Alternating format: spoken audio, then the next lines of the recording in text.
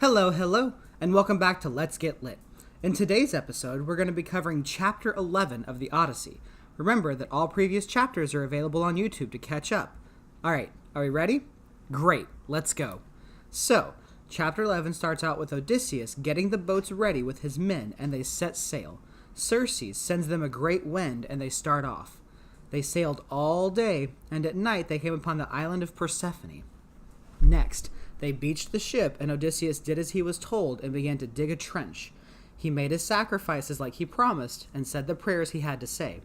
He then grabbed his sword and waited in front of the trench, warding off spirits until Tiresias came up. While Odysseus is waiting for Tiresias, he sees one of his men come up to him. Odysseus did not remember seeing Elpenor on the ship. Elpenor tells Odysseus that he's dead, and how he died was by breaking his neck on the roof of Circe's house. He asks Odysseus for a favor. He asks that Odysseus go back to Circe's house and give him a proper burial. Odysseus agrees, and the ghost of Elpenor leaves. Then Odysseus sees his mother's ghost, Anticlea. She came up to him, but would not let her near the blood. Tiresias then came forward and asked Odysseus why he was there, why he was in the land of the dead. Tiresias then tells Odysseus to stand back so that he may drink of the blood.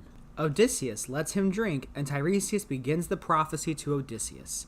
He tells Odysseus that heaven will make it hard for him to return home. He also says that he does not think he'll escape the eye of Poseidon, who still harbors a grudge against him for blinding Polyphemus. He then says that Odysseus might get home after all. Tiresias tells him that when he gets to the shore of Sicily, he will find an island belonging to the sun god, full of sheep and cattle. If he and his men can leave the animals alone, they shall make it back home without any harm.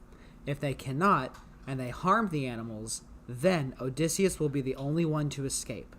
Also, Tiresias tells Odysseus that he will find trouble in his home. He tells Odysseus that there will be suitors at his house, eating and drinking, and causing much mischief as they're there. He also tells Odysseus how they are trying to marry his wife and murder his son. Odysseus will get back, and he will kill all of these men. He must then take a well-made oar and carry it to a country where they know nothing of the sea. Then he must make a sacrifice to Poseidon. After that, he must go back home and make sacrifices to all of the other gods.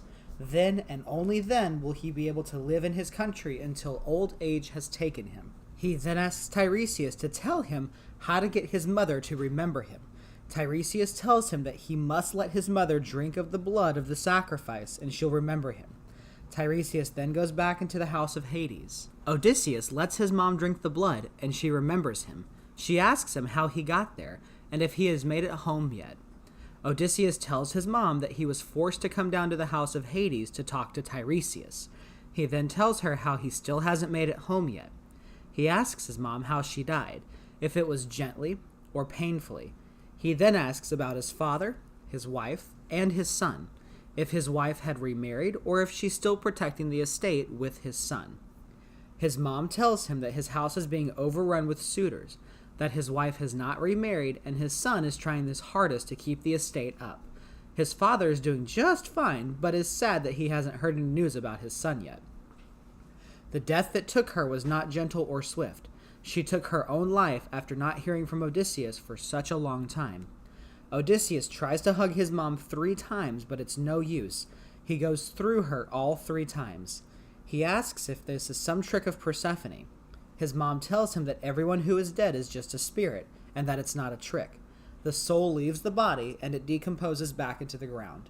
She then tells him to leave and return to the land of the living. Persephone then sends up the daughters of the most famous men to Odysseus. There are many names and histories given by Homer in this section. Many of them are not too important, but there are 2 women who are very interesting. One is Cloris, who birthed 2 children that die every day and then come back to Earth every day. The other is Ipegia, who bore 2 sons who died early. The reason they died early is because if they didn't, they would have overturned Mount Olympus. Odysseus tells everyone at the party that it's getting late. When he stopped talking, everyone was speechless. The queen asks everyone what they think of him. She also tells them that they should be in no hurry to send this man away. The old hero Achilles speaks and says that it's the king's decision to make. Alcinous then says that his guest is anxious to get home, but that they must persuade him to stay until tomorrow. Odysseus tells the king that he would stay as long as the king asks him to.